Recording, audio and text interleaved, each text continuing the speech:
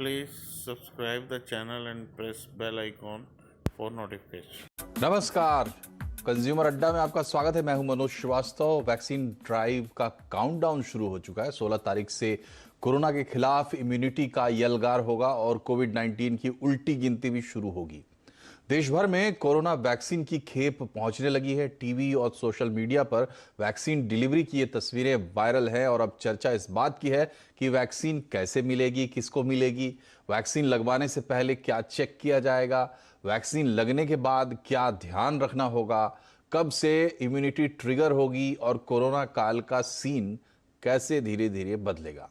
हमने यानी नेटवर्क 18 ने भी इस अभियान को अपना एक मिशन बनाया है। हमारे अभियान का नाम है संजीवनी ए शॉट ऑफ लाइफ। हम ये अभियान आने वाले कुछ महीनों तक चलाने वाले हैं और आपसे कहेंगे कि आप भी इससे जुड़िए। तो चलिए शुरू करते हैं आज की चर्चा। हमारे साथ है ब्रीच कैंडी अस्पताल के general physician doctor Hemant P Thakkar, night clinic के एमडी डॉक्टर कौशल कांत मिश्रा भी हमसे जुड़ेंगे और स्टार इमेजिंग के डायरेक्टर समीर भाटी भी होंगे हमारे साथ। तो सबसे पहले डॉक्टर ठक्कर से करते हैं शुरुआत। डॉक्टर ठक्कर, जो तस्वीरें आज पूरे देश ने देखी है, वैक्सीन अब निकल चुकी है, कई जगहों पर पहुंच भी गई, तो जो अभियान पूरा अब आपको लग रहा है, तैयारी आपको कैसी लग रही है और आपके मन में क्या ख्याल आ रहा है ये इस पूरी मुसीबत को लेकर, ये जो नया अभियान शुरू हो रहा है उसको लेकर? बड़ा अच्छा ड्राई रन हो गया। 2 वीक से ड्राई रन की प्रैक्टिस हो गई। अभी वैक्सीन भी एयरलिफ्ट होके कंट्रीज के कोने कोने में पहुंचने लगा। आई थिंक शुरुआत अच्छी ही होगी। तैयारियां बड़ी मजबूत है, लोगों को हौसला भी अच्छा है। हमारे सॉफ्टवेयर ने भी ऐप अच्छा बना लिया है। कल जैसे प्रधानमंत्री ने सही कहा कि लोगों को अपना टर्न के लिए राह देख के बराबर से ही लाइन में खड़े होकर वैक्सीन लेना है। सही है कि health care workers, frontline workers पहले लेंगे, उसके बाद डिजर्विंग यानी जिसको ज़्यादा ज़रूरत है, जो ज़्यादा रिस्क पे है, उन लोग को पहले लेना है और सबको मिलेगी। काफ़ी सक्सेस है हमारे वैक्सीनेशंस के प्रीवियस प्रोग्राम्स का भी, और मुझे ये पूरा ताल्लुक है कि ये अपना प्रोग्राम अच्छा ही रहेगा। 16 तारीख से पीएम इनॉग्रेट करेंगे और सारे देश में सिस्टमैटिकली सब लोगों को रूटीन बेस पे बराबर सिस्टमैटिकली फॉलो अप भी होगा वैक्सीन के बाद, यानी हमें साइड इफेक्ट्स, एंटीबॉडीज सब कुछ मालूम पड़ेगा। मेरी एक ही विनंती है आपके व्यूअर्स से कि 1 या 2 साइड इफेक्ट से आप पूरे वैक्सीन को बदनाम मत करिए। जैसे कई व्हाट्सएप चल रहे हैं अलग वैक्सीनों के लिए, आप लाखों करोड़ों लोगों जिनको कोई कुछ हुआ नहीं उसके बारे में बात नहीं करते हैं, मगर कुछ 25-50 लोगों को जिन्हें साइड इफेक्ट्स, आफ्टर ऑल हर एक इंसान अलग होता है। तो बस यही मेरी विनंती रहेगी। ठीक है। प्रधानमंत्री ने भी जो मुख्यमंत्रियों के साथ बैठक की थी उसमें प्रधानमंत्री ने भी बड़ा जोर देकर ये बात कही थी कि इससे भी लड़ना होगा कि अफवाहें ना फैले। Please subscribe the channel and press bell icon for notification, और लोग सही गलत जानकारी के चक्कर में ना फंसे। तो डॉक्टर कौशल कांत मिश्रा भी हमसे जुड़ गए हैं। डॉक्टर कौशल, आपसे हम ये समझना चाहेंगे, हालांकि सरकार ने अपनी तरफ से स्पष्ट किया है कि पहले दौर में जिन हेल्थ वर्कर्स को या जो कोरोना वॉरियर्स हैं उनको जब वैक्सीन लगेगी तो उसके बारे में सरकार को अपने आप डेटा जो है मिल जाएगा। उसका क्या मैकेनिज्म होगा इसकी डिटेल हमारे पास नहीं है, लेकिन अगर आपको जानकारी है तो हम आपसे समझना चाहेंगे, क्योंकि अब कोरोना के मोर्चे पर पूरे देश में 130-135 करोड़ के देश में लाखों, पहले तो हेल्थ वॉलंटियर्स, हेल्थ वर्कर्स हैं और उसके बाद जो फ्रंटलाइन वर्कर्स हैं, तो वो ये जानना चाहेंगे कि उनको वैक्सीन कैसे मिलेगी, उनका नंबर कैसे आएगा। देखिए, जो हेल्थ वर्कर हैं उनके लिए तो सरकार ने जैसे अलग अलग कैपिटल्स में ऑलरेडी वैक्सीन की खेप भेज दी है और 16 तारीख से सरकार के द्वारा चुने गए सेंटर्स पे वैक्सीनेशन स्टार्ट होगा।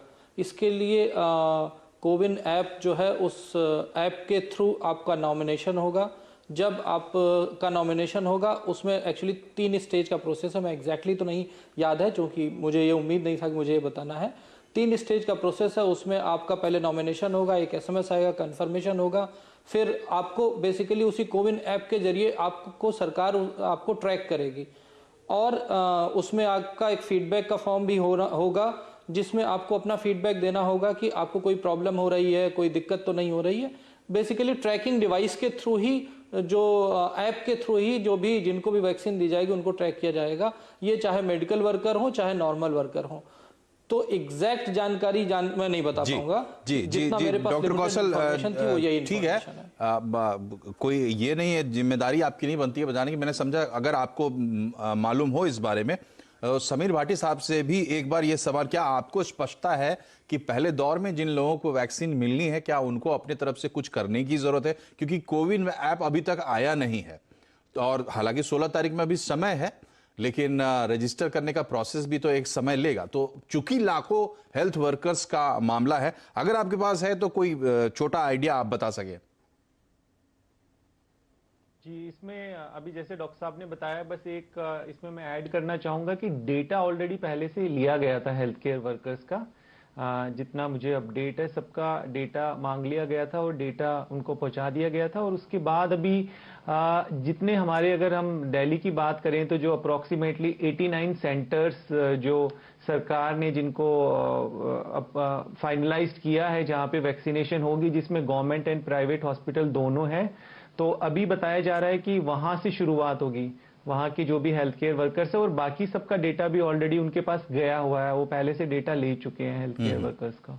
तो उसके अकॉर्डिंगली प्रोसेस जी चलिए, तो हम ये मान के चलते हैं कि सरकार ने, चूंकि हेल्थ मिनिस्टर ने खुद ही कहा था कि जो पहले दौर में जो वैक्सीनेशन होना है उसका डेटा ऑलरेडी उनके पास आ चुका है, लेकिन इसको मैं थोड़ा समझने की कोशिश कर रहा था हेल्थ वर्कर्स के पॉइंट ऑफ व्यू से, क्योंकि गांव-गांव में भी हेल्थ वर्कर्स जो है वो कोविड का सामने से मुकाबला कर रहे हैं। एक बार फिर से चलते हैं डॉक्टर ठक्कर के पास। डॉक्टर ठक्कर, अगर इसके बारे में आपके पास कोई जानकारी हो तो जरूर बताइएगा। दूसरा मेरा सवाल आपसे ये है कि जिन हेल्थ वर्कर्स को या फ्रंटलाइन वर्कर्स को या किसी को भी ये वैक्सीन लगनी है, तो वैक्सीन के लिए मैं किस तरीके से क्वालिफाई करूंगा या किस बेसिस पर मुझे वैक्सीन देने से Please subscribe the channel and press bell icon for notification. रोक दिया जाएगा?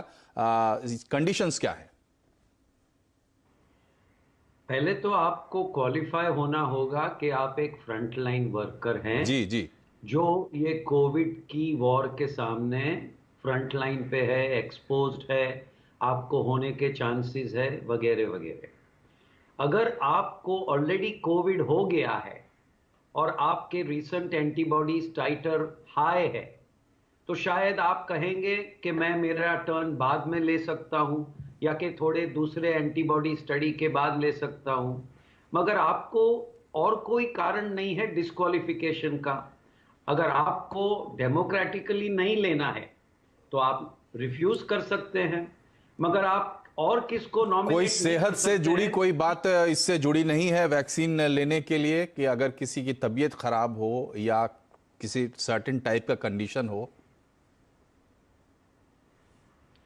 हाँ, अगर आप उस वक्त जब वैक्सीन का दिन आपका आए, आपको बुखार हो या और कोई इन्फेक्शन की कोई एविडेंस हो, तो आप वैक्सीन पोस्टपोन कर सकते हैं।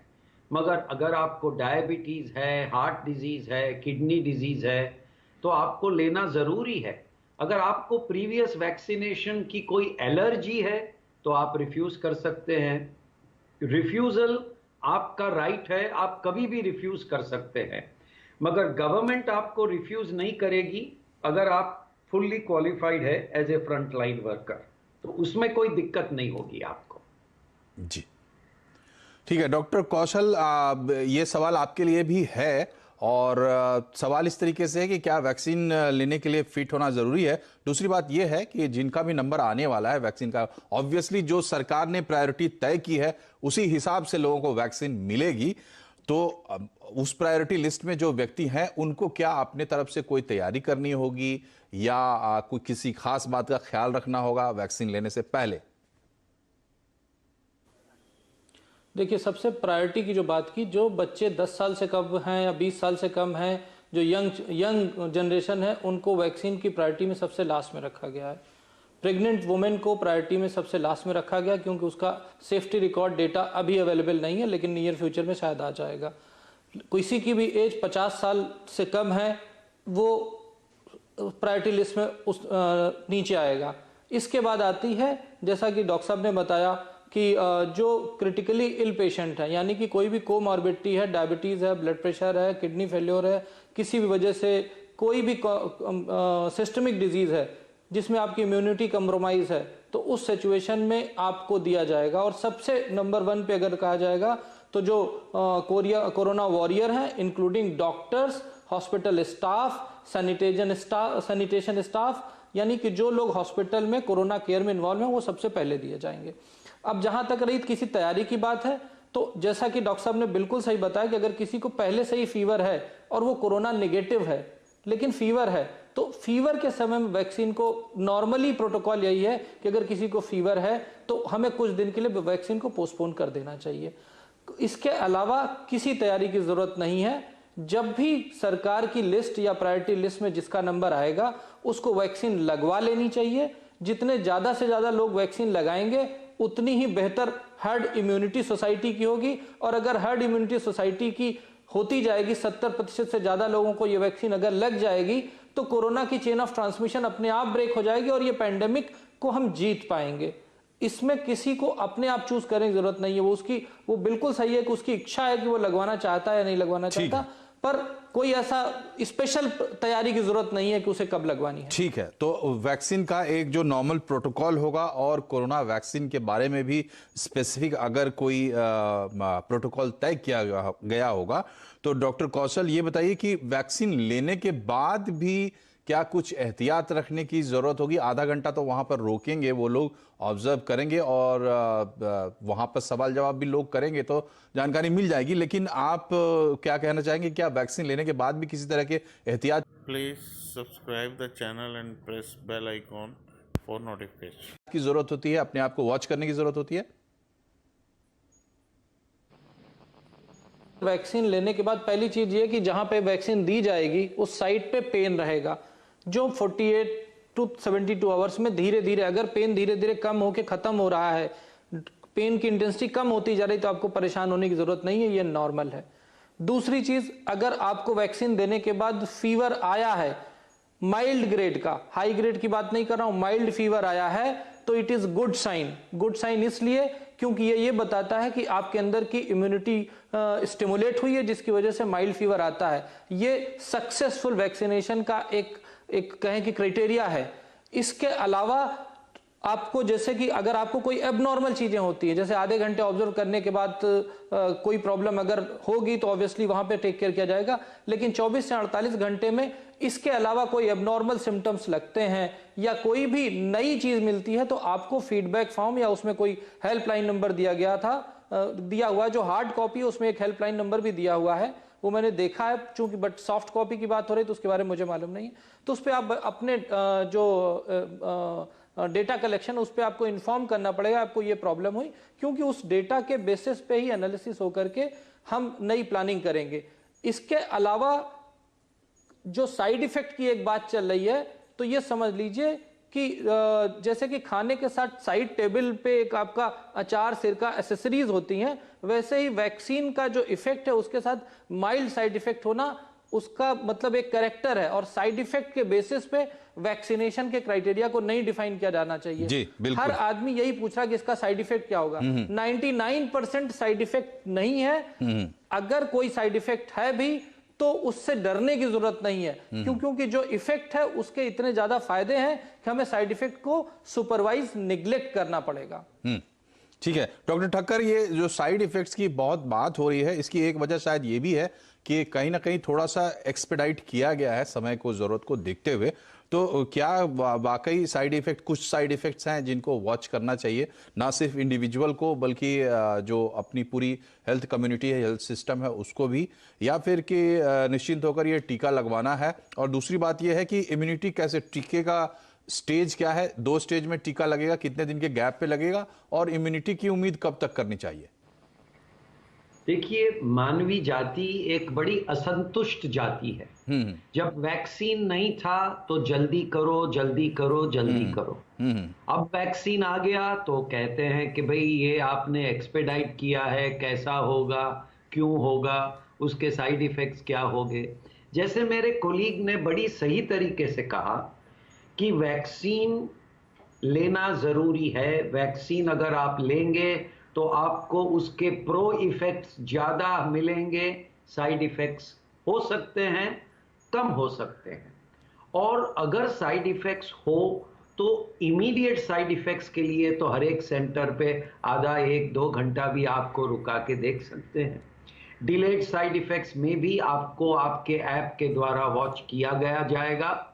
और अगर आपको डिलेड साइड इफेक्ट हो तो वो मेडिकल सेंटर्स आपको कभी भी फायदा और आपको ट्रीटमेंट दे सकते हैं। रही बात कि ये वैक्सीन कितना सक्सेस रहेगा, क्योंकि आपकी इम्यूनिटी के लिए अच्छा है, हमने एक्सपेडाइट किया है। हमारा सिर्फ एक ही गोल है कि किसी भी द्वारा, यानी आप एटेन्यूएटेड वैक्सीन लो, आप mRNA वैक्सीन लो, बॉडी की इम्यूनिटी को स्टिम्युलेट करके ये कोविड-19 वायरस के सामने एंटीबॉडीज पैदा करे। एस्ट्रा का जो सीरम इंस्टीट्यूट वाला वैक्सीन है, वो 2 वैक्सीन के डोज का पूरा सिस्टम है, जहां फर्स्ट डोज के बाद आप अर्लीएस्ट 3 वीक्स, लेटेस्ट 3 मंथ्स के बाद भी ले सकते हैं। क्योंकि साइंस ने देखा है कि अगर आप डिले करते हैं second dose 4 weeks, 6 weeks, 10 weeks, तो आपका इम्यून रिस्पॉन्स और भी बेटर हो सकता है। जैसे हमारे लिए, पूरे दुनिया के लिए ये एक नया डिजीज है, हम इसमें सीखते हैं और इसमें डोज अप डाउन करने में कोई तकलीफ नहीं होगी सेकेंड डोज लेने में। भारत बायोटेक का जो कोवैक्सीन है वो सिंगल डोज वैक्सीन है। हर एक वैक्सीन की खासियत है, मगर सारे वैक्सीन का एक ही लक्ष्य है, एंटीबॉडी डेवलप होने का। मैं इतना ही कहूंगा, पॉजिटिव रहिए। आपके ग्लास में कितना पानी नहीं है मत देखिए, कितना पानी भरा हुआ। देखिए डॉक्टर साहब, ये तो लोगों को जानने का हक है। सवाल इसलिए, please subscribe the channel and press bell icon for notification उठते हैं क्योंकि लोग जानना चाहते हैं। और दरअसल दुनिया की जो बेस्ट हेल्थ सर्विसेज हैं, उनकी सबसे बड़ी खासियत ये है कि वो पूरी जानकारी देते हैं। डरने की जरूरत नहीं है। जो डॉक्टर साहब कह रहे हैं वो जरूर एक सबसे बड़ा एक फैक्टर होगा इस पूरे अभियान में। प्रधानमंत्री ने भी इस बात पर जोर दिया, डरे नहीं, गलत सलत जानकारी पर भरोसा करें नहीं। अभी हम यहाँ पर एक छोटे से ब्रेक के लिए रुक रहे हैं। ब्रेक से वापस आते हैं तो समझेंगे कुछ और सवाल जो आपके मन में उठ रहे हैं। बने रहिए कंज्यूमर अड्डा पर।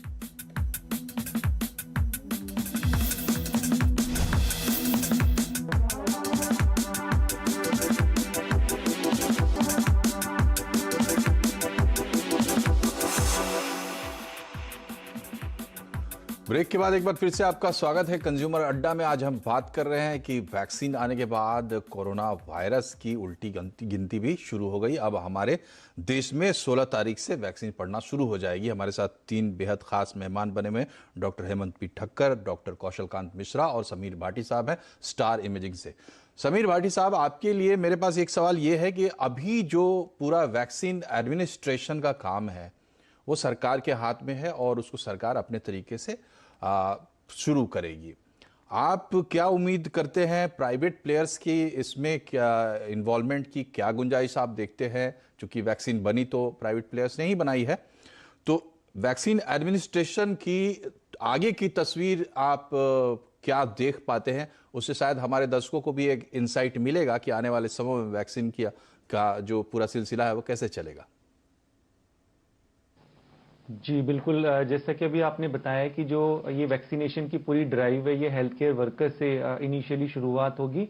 और प्राइवेट प्लेयर्स की जैसे हम बात करें तो जो टोटल अभी 89 अस्पताल यहाँ दिल्ली के अंदर भी फाइनलाइज्ड हुए हैं, उसमें 40 के करीब सरकारी अस्पताल है और 49 के करीब प्राइवेट अस्पताल भी है, जिनमें जिस तरह की गाइडलाइंस आई है उसी तरह का वहाँ पे सभी प्रबंध किया गया है।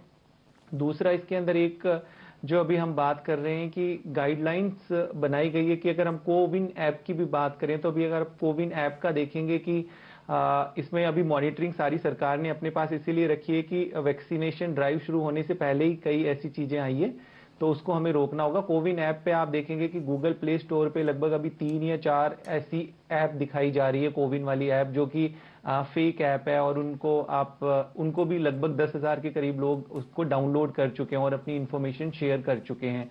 तो जैसा अभी डॉक्टर ठक्कर ने भी बताया कि इसमें कोई जल्दबाजी ना करें, और जिस तरह की वो जो पॉलिसीज, जो प्रोटोकॉल्स बनाए गए हैं, उसको फॉलो करते हुए जो है अपनी वैक्सीनेशन ड्राइव को सक्सेसफुल बनाने में हेल्प करें। और प्राइवेट प्लेयर्स का तो इसमें रोल रहेगा ही कि जैसे हम शुरुआत से टेस्टिंग की बात करते हुए भी आ रहे हैं, टेस्टिंग के अंदर भी जो उसकी कैपेसिटी इन्हांसमेंट में और इन सब चीज़ों में प्राइवेट प्लेयर्स का काफ़ी रोल रहा है।